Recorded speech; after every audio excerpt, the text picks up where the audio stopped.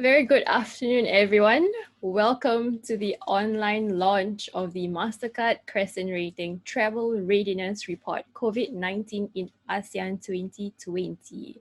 My name is Rauda, and I lead strategic partnerships and projects at Crescent Rating and Halal Trip. And today we have something very exciting lined up for you. So the video that you just saw are highlights from Crescent Rating's latest brainchild called CR Talks. CR Talks is a series of video podcasts with host Fazal Bahardin, CEO of Crescent Rating and Halal Trip. He discusses real problems with travel industry stakeholders to shed light on how they are overcoming challenges to rebuild the travel industry, especially in light of the COVID-19 pandemic. To date, the series has 3 episodes and will be releasing new episodes bi-weekly. You can find the videos on Crescent Ratings YouTube channel. Yes, on today's webinar, we will be launching the Mastercard Crescent Rating Travel Readiness Report 2020. Our partnership with Mastercard dates back to 2015 with the release of the first Global Muslim Travel Index, or GMTI.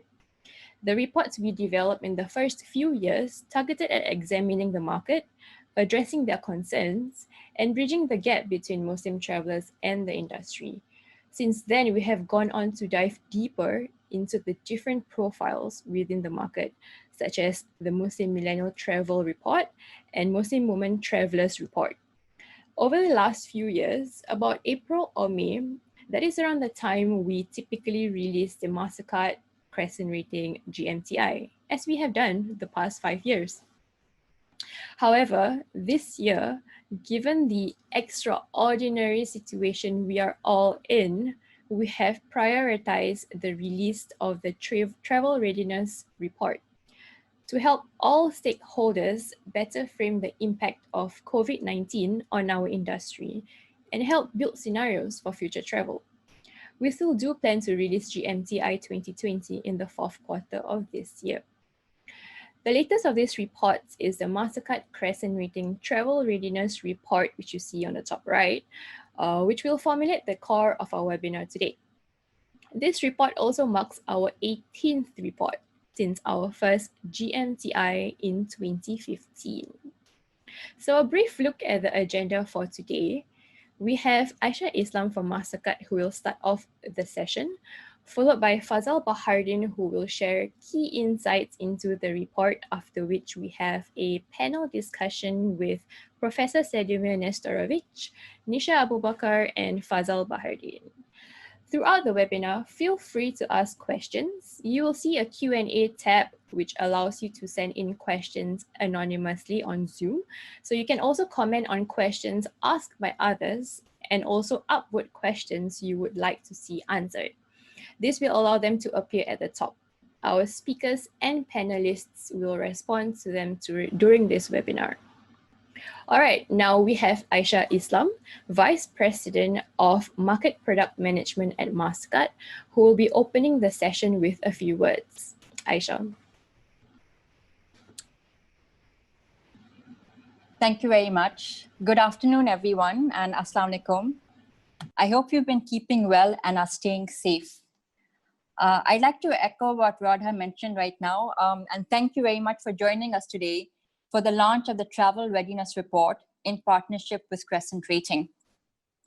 Under normal circumstances, we would of course have loved to be able to host this in person, in an in-person gathering where there would have been a greater opportunity for more one-on-one discussions and learnings.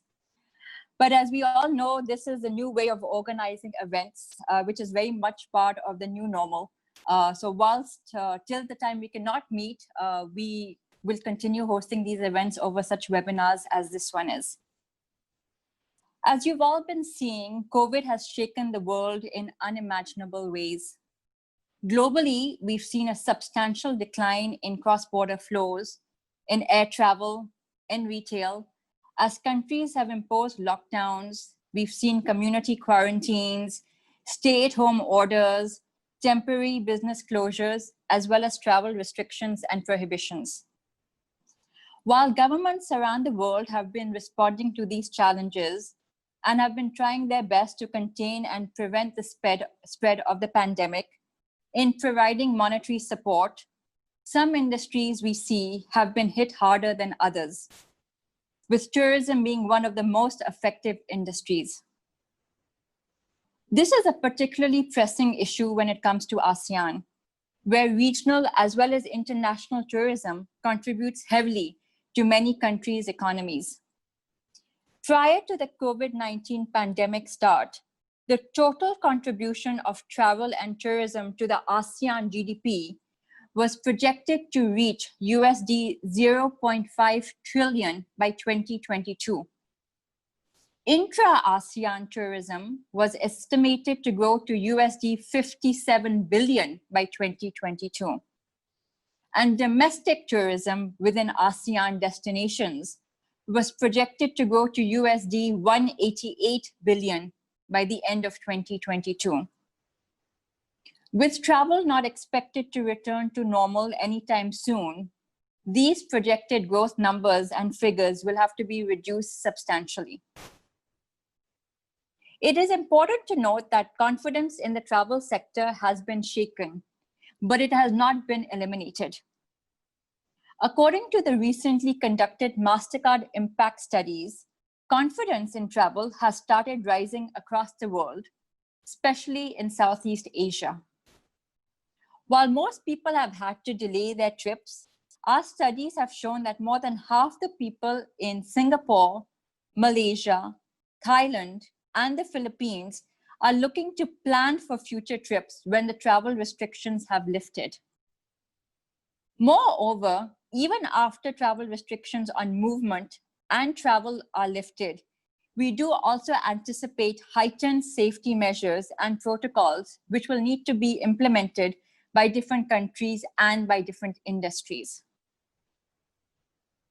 Interestingly, we have seen that just as consumers have been quick adopting digital habits to keep themselves safe, the tourism business will also have to make agile course corrections in order to address travelers' desires for this heightened security. COVID-19 has driven momentum towards the digital economy across Southeast Asia by necessitating rapid adoption of digital platforms such as e-commerce and even accelerating the adoption of digital as well as contactless, or rather touchless payments. The imminent need for social distancing and to minimize contact has brought contactless payments to the forefront of consumers' shopping experiences, signaling a new normal in payments, especially behavior when it comes to the checkout counters.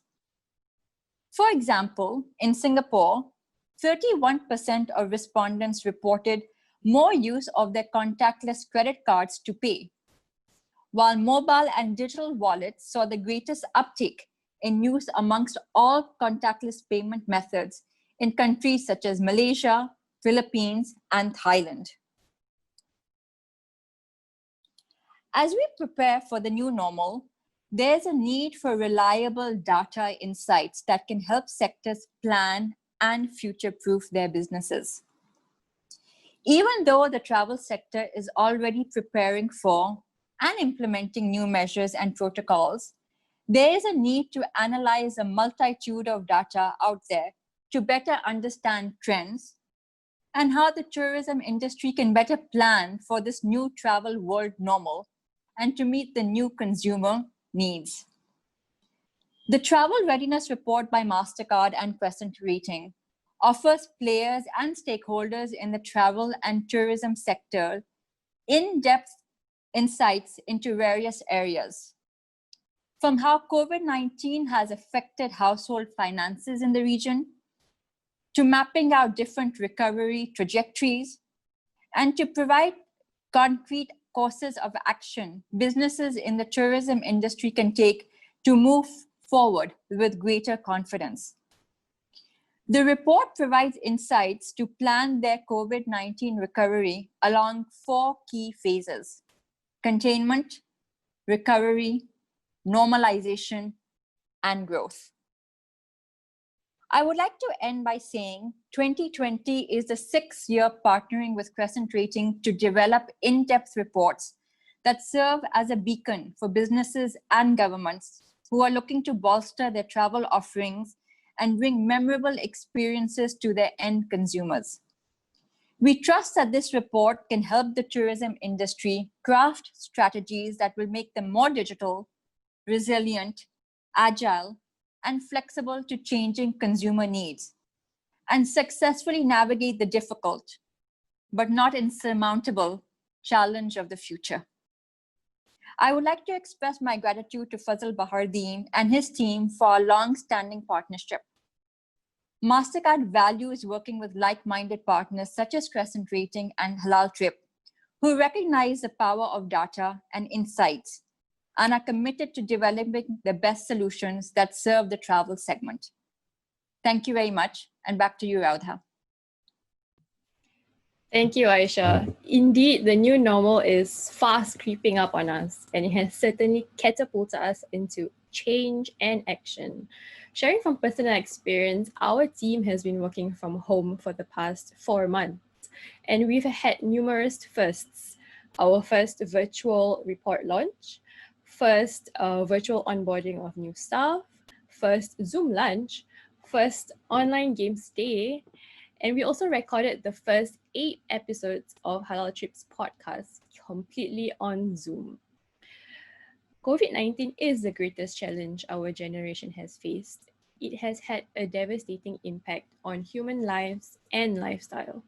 It has and will change the travel landscape. We in the travel industry have been some of the most affected. After months of challenges, we are beginning to see a glimmer of hope to restart tourism. Now, Fazal Bahardeen, CEO of Crescent Rating and Halal Trip, will share some key insights into the report, which aims to address some of the concerns and challenges faced by travel industry stakeholders as they develop return to growth paths. Fazal? Thank you, Raudha. Thank you very much. Great to be here. Good afternoon, everyone. So I'm going to talk a little bit about the report, what is in the report, how you can use the report. Before I do that, I thought it is good to contextualize a bit the report, why we released the report and, how does it impact the current situation. So I wanted to take a step back and go to 2019. 2019, we were pretty much coming off a few years of growth in the travel industry.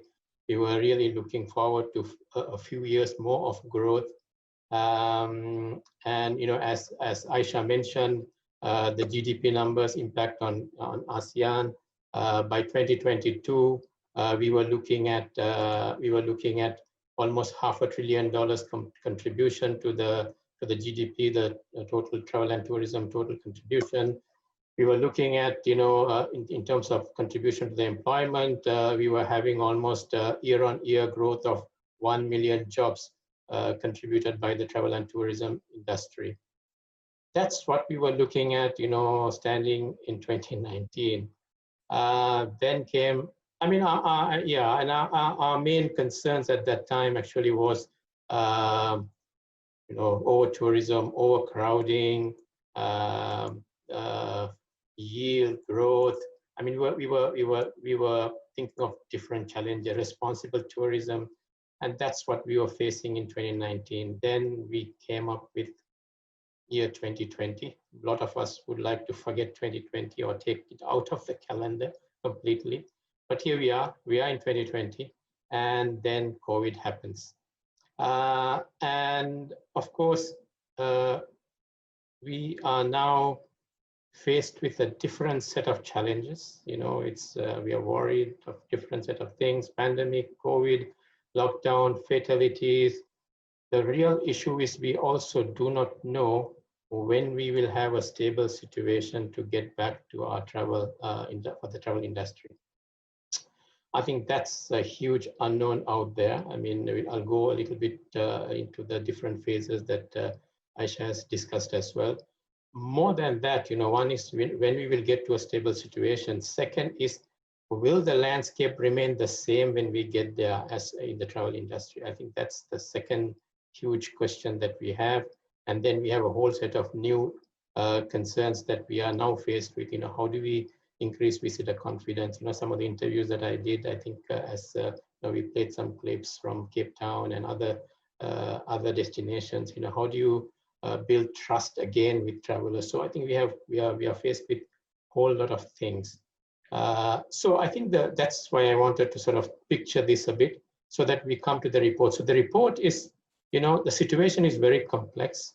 We probably don't have all the answers to it today. And this report is not a report which says, here are the 20 things that you can do to recover. It's not that straightforward. So what we have done is really built frameworks and scenarios and models, tools, so that you can simplify the problem that we are facing. I mean, you cannot simplify, but at least break them down into manageable bits so that you can build your plans, build your recovery paths. Because as it looks very complex, unless we break them down to manageable bits, it will be very difficult for us to really develop a recovery path. So that's what the report does. So we have built some frameworks that makes it easier to start thinking about recovery. How do you manage recovery? What are the things to look at? So we have developed certain models, certain tools, so it will help destinations in particular, but not only for destinations, but also to other stakeholders as well, including the financial institutions, what the impact on these will have on those institutions as well. And for us to do that, what we have done, and that's why we called it ASEAN 2020, we have used ASEAN's numbers to build on these frameworks as a case study. So that's what the report is. So we hope the report will help you to sort of break the whole difficult situation into manageable segments so that you can build recovery paths. So that's the report. So let me sort of walk you through the report that we have. I'm going to show you some highlights of the report, and at the end of my presentation, you'll have the link to download the report, which is actually, this is probably the longest we have, as Rhoda was saying, we have done 18 reports with MasterCard. This is probably the most difficult of the 18 and the longest of the 18 that we have done. It's almost plus 70 pages. So the whole report is based on this travel readiness framework, so which is based on 4 areas. So we have identified what are the key travel readiness drivers. Then we have looked at 2 types of phases. Well, I'll talk about it. And then based on these drivers and phases, what kind of recovery paths can we simulate? And we have developed 3 recovery paths as we see today. And then we have also looked at some recommendations, some what we call injectors for different types of players to start looking at. So that's what the report is all about. And I'm going to sort of take you through these 4 areas of this framework. So let me start with drivers. So we identified 3 critical drivers in terms of travel readiness enablers. So it's health, it's economy, and here we are talking about the travel economy, and then most importantly, behavior. As I said, we have to keep a watch of the behavior, because the travel landscape may not be the same landscape that we are going to walk into as things get better. In terms of the health part, we have not spent too much time in the report on the health part. It's beyond our know-how. So in terms of the travel economy, that's where we have used ASEAN numbers. So the report has quite a bit of ASEAN numbers, and I'm going to show you some here. And then we have looked at the consumer behavior. And here we have, there's a lot of insights on the consumer behavior here. I'm going to briefly explain what they are as well. In terms of the economics, travel economy, so this is the landscape that we have. This is the ASEAN travel economy. So you have, in 2019, our estimates were there were about $300 billion worth of travel expenditure here, 47% domestic, about 18% intra-ASEAN, and about 35% inbound ASEAN. So that's the basis of some of the number crunching that we have done in the report itself. In terms of the consumer behavior, so we have looked at, and especially MasterCard, and Aisha mentioned this in the beginning, the impact studies. So we have looked at the impact to impact to household income, impact on shopping, dining, entertainment, and travel. So these are the areas that are looked at from a consumer behavior point of view, which of course has impact on our industry. So which countries have we looked at in terms of these areas, consumer behavior? So we have looked at, to understand the impact on the domestic travel. So you have a lot of insights on Thailand, Malaysia, and Philippines in the report. And then we have looked at Singapore both as a domestic market as well as an intra-ASEAN market, because Singapore, of course, contributes a lot to intra-ASEAN travel. And also we have looked at inbound ASEAN. So inbound ASEAN, so basically there are about 8 countries which are the top inbound ASEAN markets, which constitute almost 45% of inbound to ASEAN. So out of that, we have picked up these 5 destinations, markets: mainland China, South Korea, Japan, Taiwan, and Australia. And you have all these insights of these countries, because those behavior patterns will also have an impact on inbound ASEAN. So that's about the consumer behavior part that the report also explains. So that's on the drivers part that we have looked at. As I said, in the report, you have much more, you have quite a bit of insights on, especially on consumer behavior. Let's talk about the phases. So we have looked at 2 types of phases. We have an impact on the recovery. One is the travel opening up phases. So we have identified, 4 types of phases. You have the domestic tourism opening up, which is what most destinations are currently doing. Then, of course, establishing travel bubbles. You have different names for that: corridors, green lanes. We have just, seen what Singapore and Malaysia is trying to do slowly but steadily. And then the next phase is intra-ASEAN, full intra-ASEAN travel, and of course, inbound or international travel. So those are the phases in terms of travel opening up. But also, most importantly, I think this is probably the most important thing to sort of take note of. These are recovery phases. So this is, our scenarios are built on that. So we have, as also Aisha explained in the beginning as well, so we have identified 4 phases: containment, recovery, normalization, and growth. Most of destinations here were in the containment phase for the last few months. And we were just about getting to the recovery phase, with gradual opening up and domestic travel slowly resuming. We just hope that this sort of then lets us to go to the next phase, which is normalization, which will depend heavily on the COVID cure, anything to do with the COVID cure.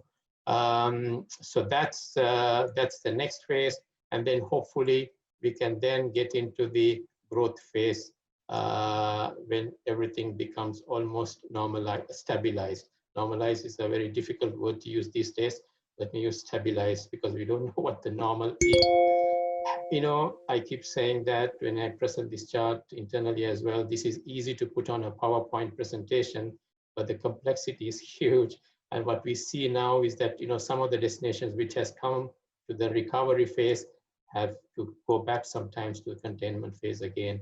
And we may, hopefully not many times to do this cycle, but that's really a possible scenario that we might have to go a few times here before just we get out of this phase and get to the next phase. So that's on the phases that we have identified. So based on the drivers and the phases, we have then developed the 3 parts, recovery parts. So I think this is, once again, probably one of the most important pages on our report. So we have developed this, we have simulated basically these 3 recovery paths. One which we call a positive path, where based on number of criteria, travel readiness, and opening up of, so you have, as I told you, the drivers, and then the types of phases opening up in terms of travel, and then the types, the recovery phases: containment, recovery, normalization, and growth. So we have put all that in and simulated these paths, or what we call a positive recovery path, where by middle of 2021, we will see almost 94% of 2019 levels, reaching 94% of the 2019 levels in terms of travel. The plausible part seems to be that we will reach around 71% of 2019 levels by middle of 2022.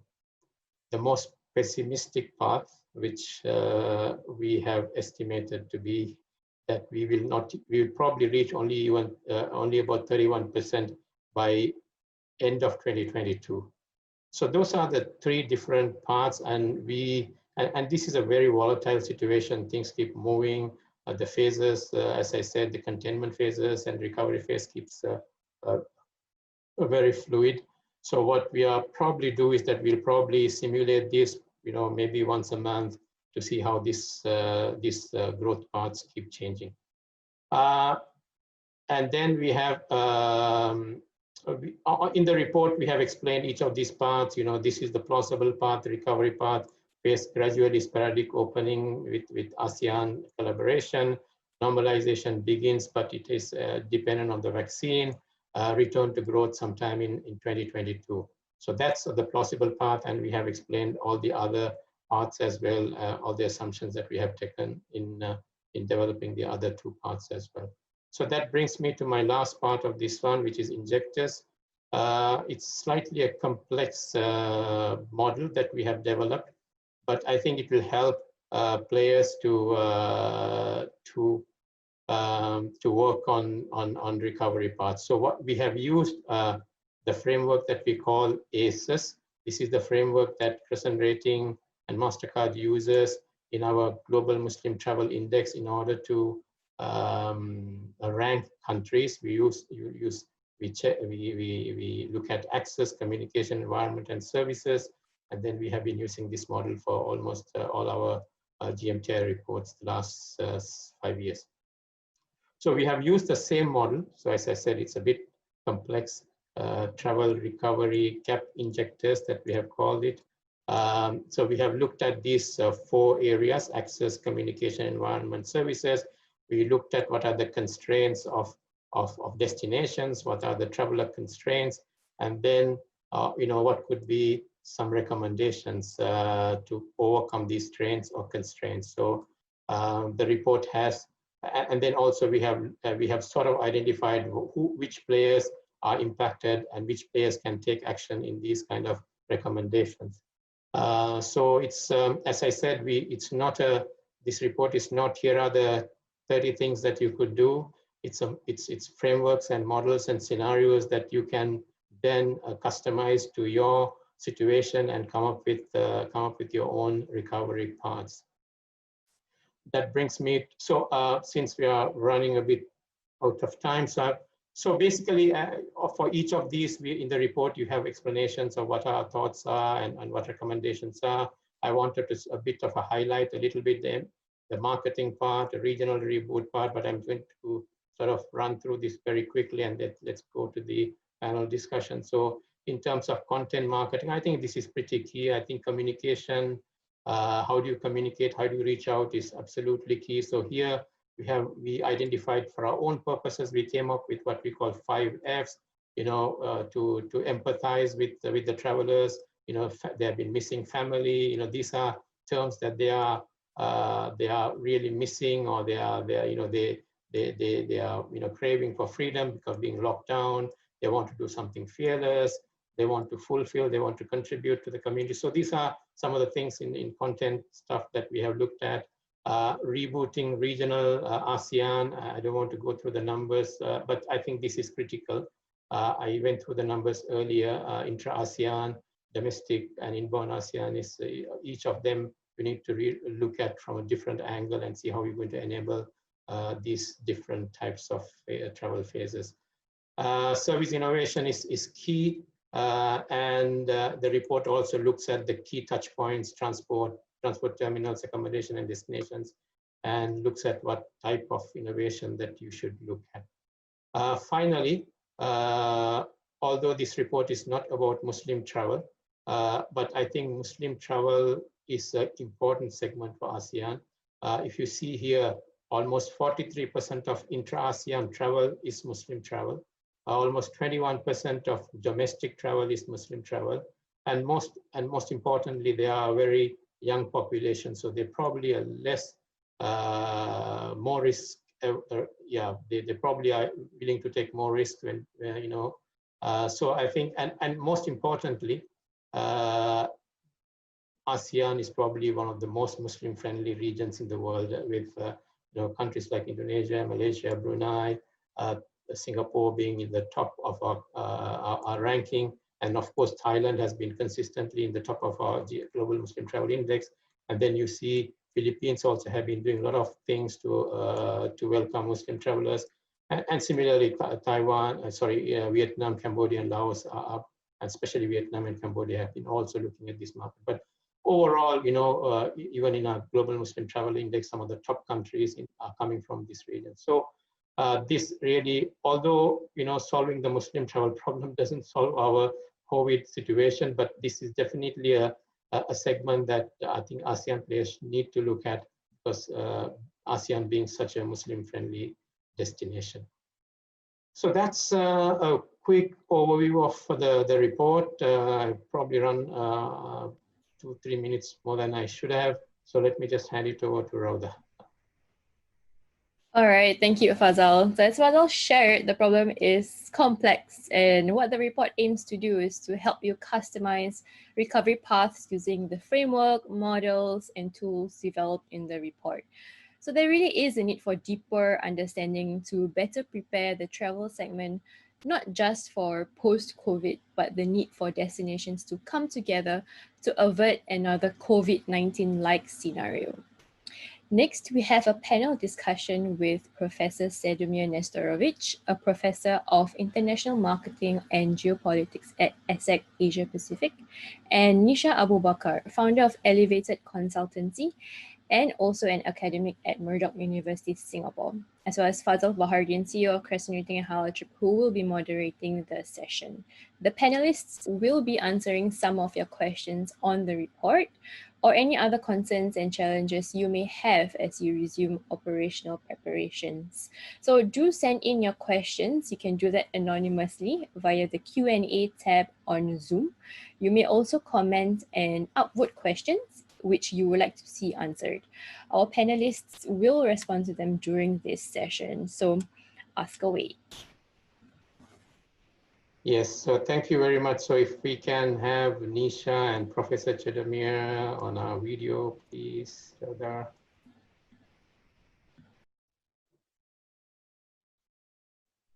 Or should I? Let's see.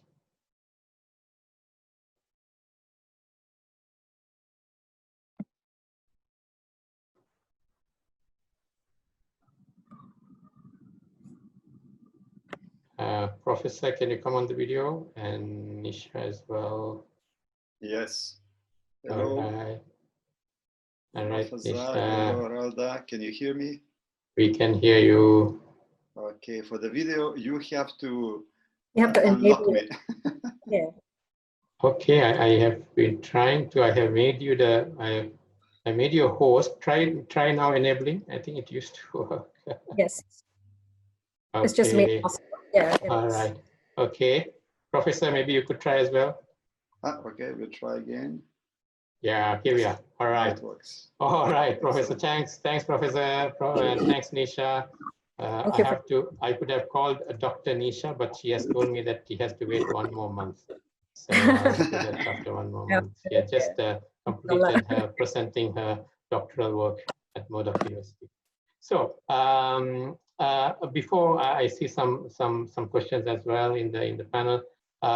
So Professor, let me start with you. In the report we have presented, as we see today, 3 growth recovery scenarios. Your thoughts on that? So for the 3 scenarios, when we discussed for the first time a few weeks ago, I was a little bit more in the plausible scenario, that is the second one. But now what we see, the containment measures in many countries, I am inclined to go back to the pessimistic scenario today, because I cannot see how we can get out of this when we have the multiplication in countries that we consider to be sure. For instance, Vietnam which was considered to be sure and which is not now anymore. Hong Kong, which used to be sure and which is not anymore. And even cases in China, in Xinjiang, are going up. So it means that we can go from one country to the other and we face the same thing. The pandemic is going back again. So we don't know if we should call it a second wave or not, but it is going back again. So because of this, I am a little bit more in the pessimistic side now. Yes, that's not a very nice situation for us in the travel industry. Nisha, your thoughts? I'm more positive. I'll tell you why. Because yes, I think we have been seeing second waves and all, but and this pandemic is quite unprecedented. But I come from the industry and have been around from I would say when we went through, of course, SARS, 9/11. The global financial crisis, the Asian financial crisis, and MERS, and many other crises. I was in the industry. And what I've seen is an industry that is very, very highly resilient, an industry that is able to bounce back when the conditions are right and put into place. We are also looking at many of the policies and the destination strategies, marketing strategies and management strategies that many countries in ASEAN are taking currently, and very proactive to get their destinations ready.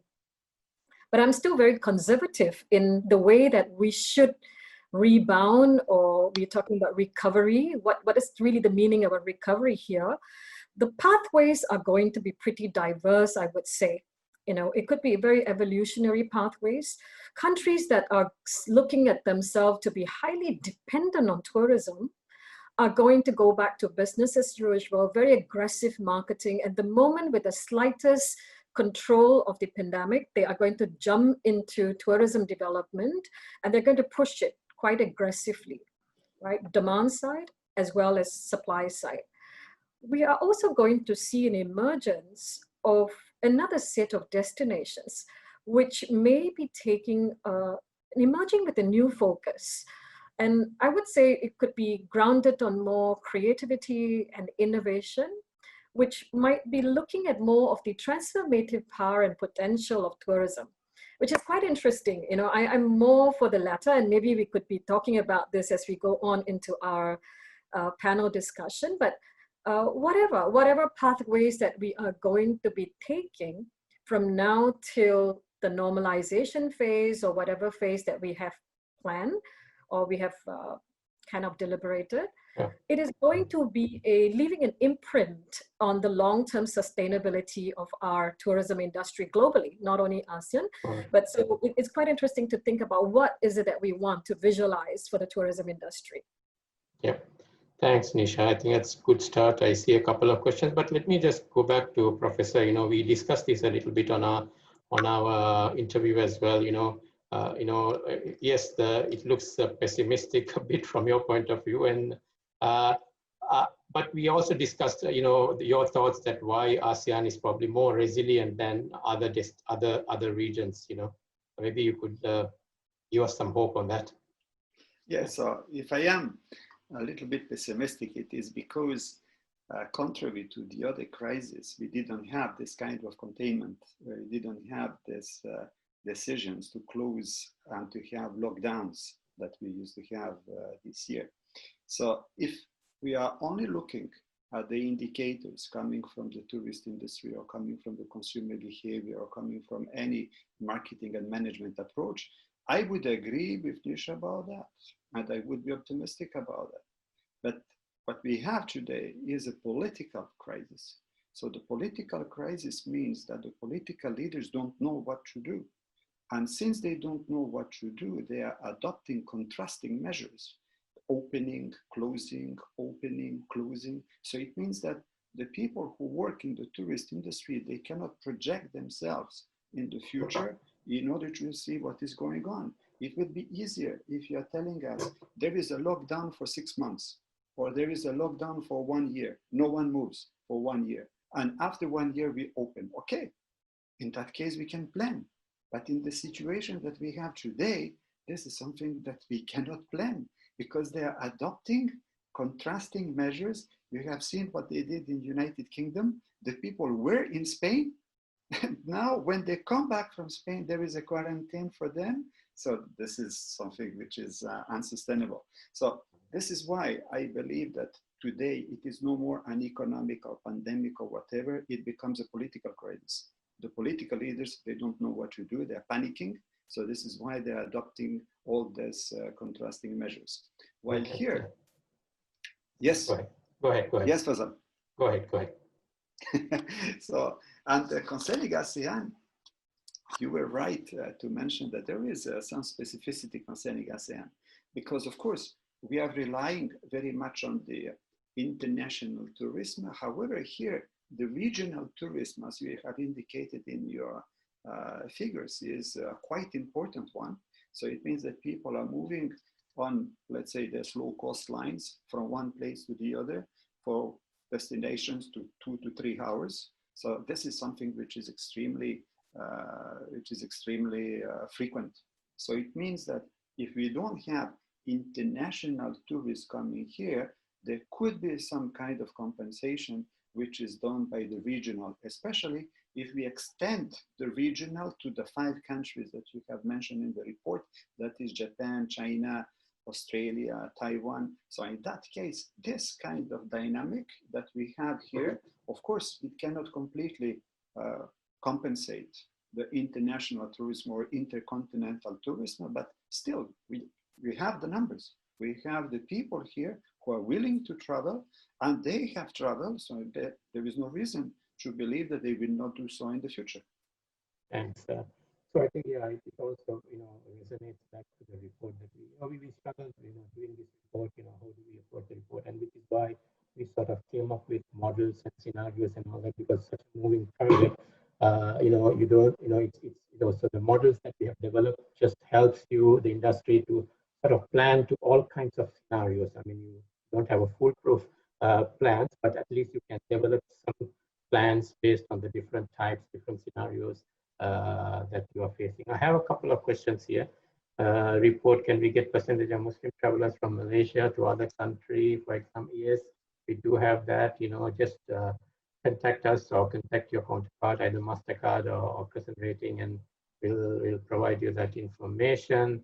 Can financial, so this may be Nisha, Professor, can financial institutions help build travelers' confidence in any way to increase the number of travelers from and to ASEAN countries? How can we have a lot of financial institutions on the call today. Of course, contactless payments, maybe, things like that. What else can financial institutions do in order to, build confidence, build trust, maybe to enable travel? Prof? Yes, I was thinking it was a question for Nisha. Sorry for that. Yeah.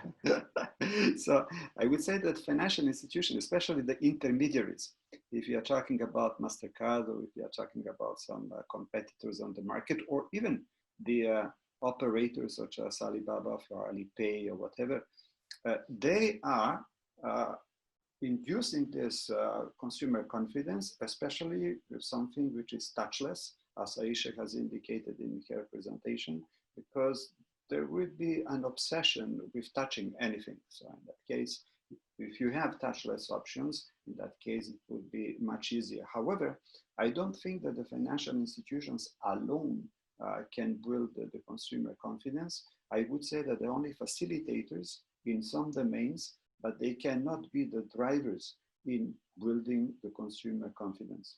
The consumer confidence will come when we have a vaccine. The consumer confidence will come when we have a robust way how to deal with cases if they appear, but the financial institutions, to my opinion, will not have a great role in that. Nisha, slightly on a different topic, I think, because we're running out of time. I want to touch upon, your pet subject, which is sustainable tourism, that you have been working on a lot. We talked a lot about that pre-2020.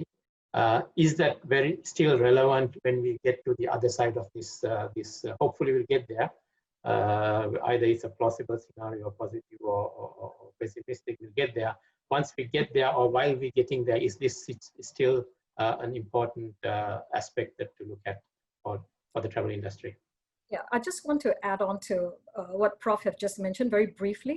I think in terms of consumer confidence when it comes to pricing, some of the things that we could learn from the past is also to look at what kind of tourism that we want to go to. Tourism, leisure tourism can be a little bit more price elastic, or it could be elastic form of tourism where it's very sensitive to market conditions or price, or very, very sensitive to income or the loss of it. But perhaps if we look at some form of inelastic forms of tourism, whether it's medical tourism or education tourism or high spending travelers, I think Indonesia is looking at high spending travelers amidst many other countries. Maybe that forms of tourism could be a little bit more relevant when the market picks up or in the recovery phase. So just to add on to what was just mentioned earlier. Now, coming back to your question, Fazal, it's my pet topic to think about sustainability. Now, the question now is people asking about, tourism, when will it rebound or will we bounce back?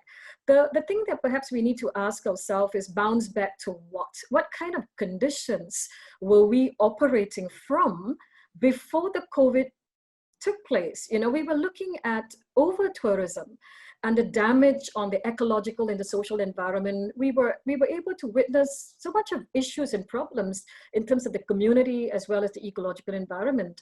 So do we really want to go back to that kind of tourism? What the pandemic has done is, yes, it's a standstill and there is a slowdown, and slow does not mean necessarily bad in some ways, The slow could be a time that we really look at the kind of tourism that we want to visualize for the industry. Slow could also be a time that we deliberate with care and attention of the sustainable pathways that we want to take tourism forward, and not just about the trajectory growth and development of tourism that has proven to be very unsustainable in the past. So should we take a more sensible deliberation towards development? And I think that's the question that many countries need to look at, evolutionary pathway towards tourism development. And I think there will be an emerging destinations and tourism providers on the supply side and on the demand side too, who would be having a new focus. Because what the COVID has done is also shown us how nature is breathing again. It has shown us the value of the ecological environment. It has shown us the value of social connection. People are a lot more focused today on health and wellness. They want to go to a destination which is not crowded and not polluted.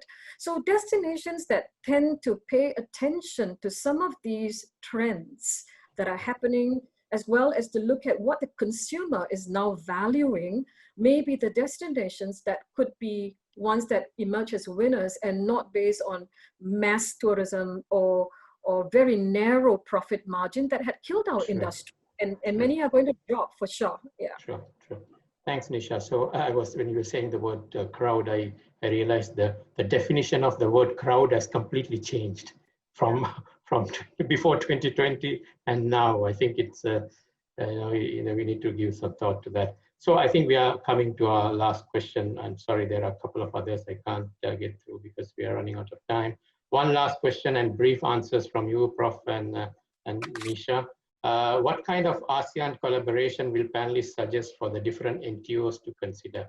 I'll give my thoughts as well, but first let me go through, Prof. What kind of ASEAN collaborations can the national tourism organizations have to, I assume, to push for more travel ISD? So for the moment, since we have there's heavy restrictions in terms of travel, the only possibility for ASEAN is to introduce the bubbles or to introduce the green lanes between the different countries. But it should be even more, I would say, compulsory from the moment when you leave your house and the moment when you back to your house. Everything should be in a protocol. So the taxi that you are taking, the airplane that you're taking, the hotel, how do you come back? What is the shop that you are going to, etc. Touchless option.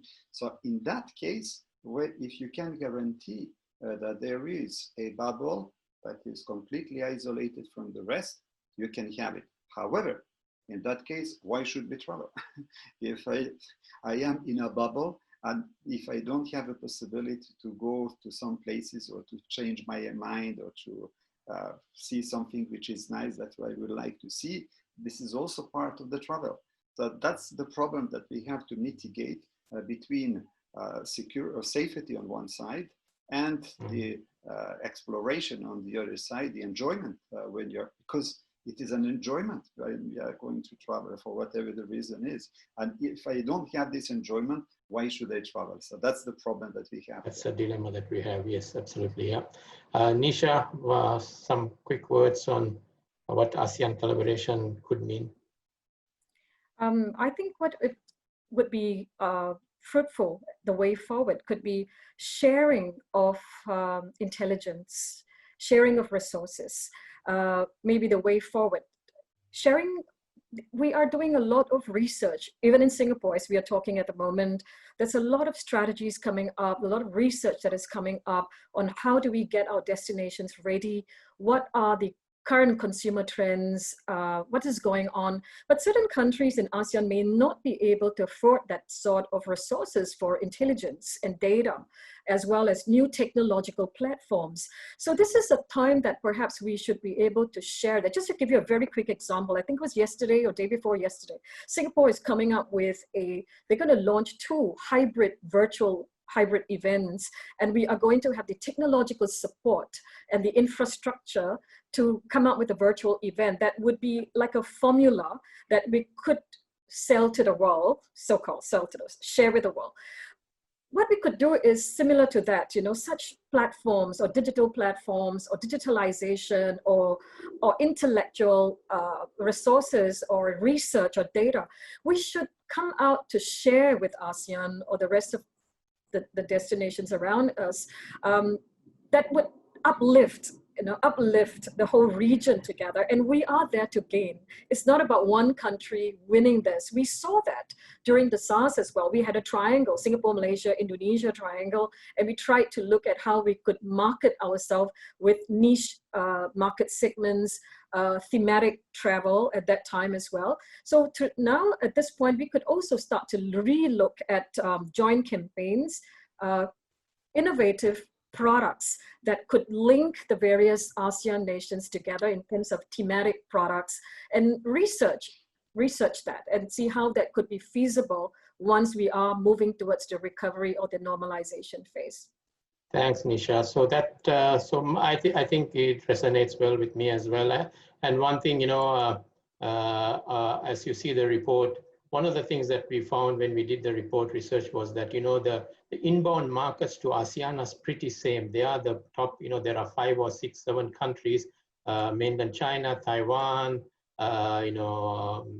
Japan, Korea. So they are very same countries who are traveling across ASEAN. So some strategy to align, bringing them to the region, which will benefit all the players, all the destinations here. At some point in time when we are opening up international travel, will probably also greatly help in terms of ASEAN collaboration. So thank you very much, Prof. Thank you very much, Nisha. And hope when we get you on your next panel, we can call you Dr. Nisha. Thanks for your time. And let me now pass it on to our host, Rauda. Thank you. Thank you, Fazal, Nisha, and Professor Sejumir. And thank you to all of you once again for your participation. So we hope this webinar has provided you with some useful framework and recommendations that you can benefit from. You may download the report, which is already now available on our website via the QR code you see here, or you can just head over to crescentrating.com and click on the Reports and Publications tab. If you'd like to know more or have further clarifications, you may contact your counterparts, either MasterCard, Crescent Rating, or Halal Trip. Yes, thank you everyone. Stay safe